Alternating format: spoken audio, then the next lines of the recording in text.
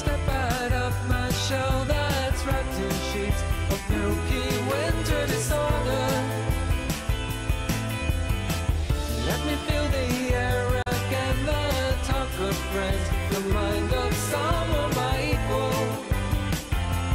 I want the world to stop, I want the world to stop. Give me the morning, give me the understanding. I want the world to stop, I want the world to stop. Give me the morning, give me the afternoon, the night,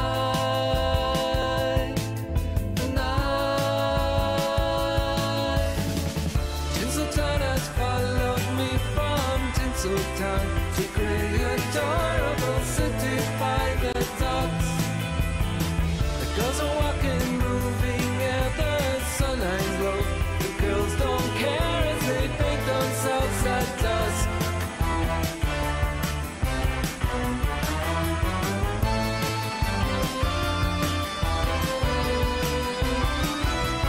I want the world to stop, I want the world to stop. Give me the morning, give me the afternoon, the night, the night. Towns and cities, population up in growth. The workers move to the suburbs. In between I watch and go, I run alongside rush hour traffic, a prayer for every car.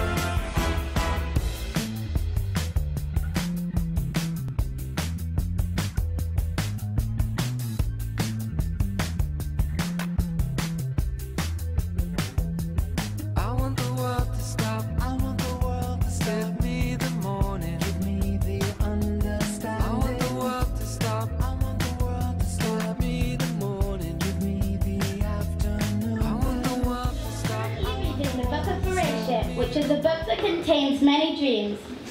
Yaakov dreams of a ladder. Yosef later dreams of his brother's sheaves of wheat.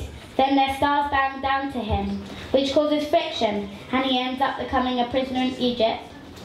Then two of his fellow prisoners, the baker and the butler, also have dreams. And finally, in Parshat Miketz, which we read today, Pharaoh himself has two dreams about cows and ears of grain. Batmitzvah girls also have dreams. But what is a dream? Dreams are sometimes called visions. Pharaoh's dreams, when interpreted, were visions of what would happen in the future. In Parshat Miketz, Pharaoh dreamt about 7 fat cows and then 7 thin cows that ate up the fat cows, despite the fact that they were weaker. This theme was then repeated when the 7 thin ears of grain swallowed up the 7 fat ears of grain. When Yosef interpreted Pharaoh's dreams, he predicted 7 years of plentiful food, immediately followed by 7 years of severe famine. Pharaoh's dreams on the surface were about cows and grain, but actually their message was about times of plenty, followed by a terrible famine. The message was that you can look at things in a negative way and allow the bad times to overwhelm the good times, or you can have a more positive outlook and use the good times to get ready for when times are tough. In Pharaoh's dreams, we saw that the weak can conquer the strong. We see this message again in the Hanukkah story. The Jews were in conflict with the much larger Greek army. The Greeks should have had no problem conquering the nation of Israel, but they didn't. They lost. When Yosef dreamt of the sheaves of wheat bowing, it shows us that the majority can be inferior to the minority. In other words, it is quality over quantity. When the Jews were victorious over the Greek army, we also saw quality over quantity. There is another great lesson here, which relates to the word Hanukkah, which means dedication. On the 25th of Kislev, the Bet HaMikdash was rededicated. According to the Midrash, the completion of the Mishkan also happened on that day.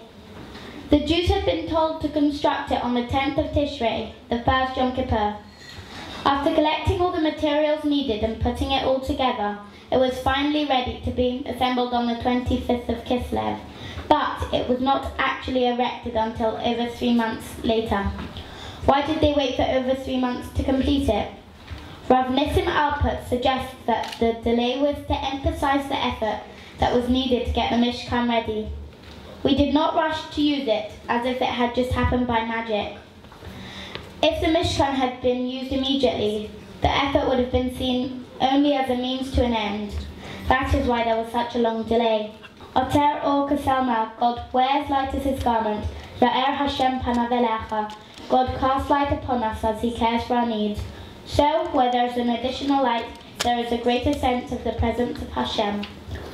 When we light the Shabbat candles, we place them in our dining rooms to invite Hashem into our homes.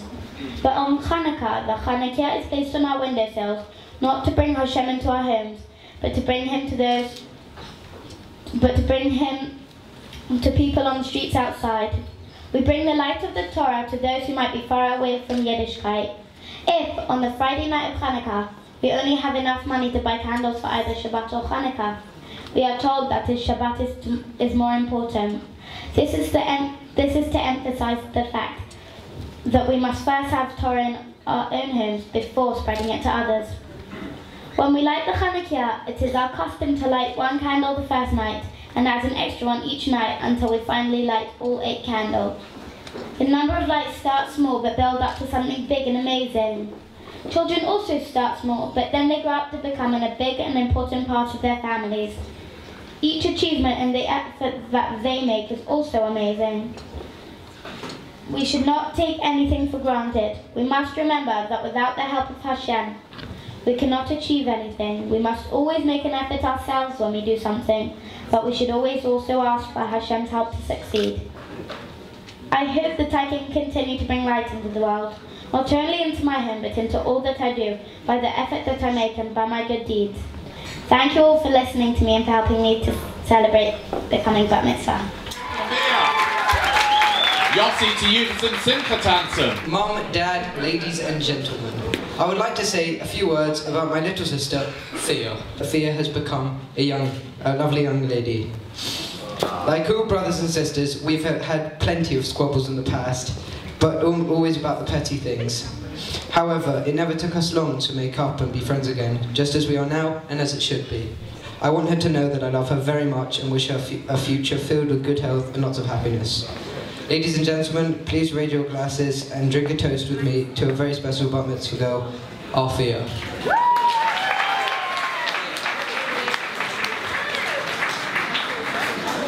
Mom, Dad, family, friends, and most of all, Thea, my beautiful, funny, sweet, kind sister. I can't believe it's your Bat Mitzvah. It seems like only yesterday when you were 5 and I was 7 and we looked like exact twins. Thanks for matching clothes, Mom. You were absolutely incredible in shul yesterday. I think you know that from the amount of people in our family crying when you had finished, including me. But before I talk about you, Thea, I just want to say that Mum, you look gorgeous tonight. Dad and Zaki, well, you look okay. But Thea, I can honestly say that you look like a real angel tonight. We made play forts out of pillows and duvets at Grandma and Grandpa's house up north, and we hid whenever Mum and Dad came up the stairs.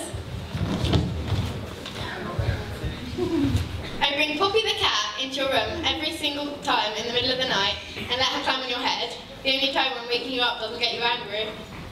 I know I'm incredibly annoying and grumpy some of the time, well most of the time, but I really love you so much, and I want you to know how special you are to me and how much I appreciate you as a sister. I hope you have an amazing night tonight. It's your night. Enjoy it. Sophia, as you are on the threshold of becoming an adult, it is my duty as your mum to guide you with both encouragement and words of advice. You are gifted and talented in so many ways. You bring such joy into our home with your laughter and your appalling jokes. As you said yesterday in your Devar Torah, Judaism is a religion of effort. You are a trier. You are also very trying, but that's another story. I know that your efforts will enable you to succeed in whatever you put your mind to. You are loving, kind and caring.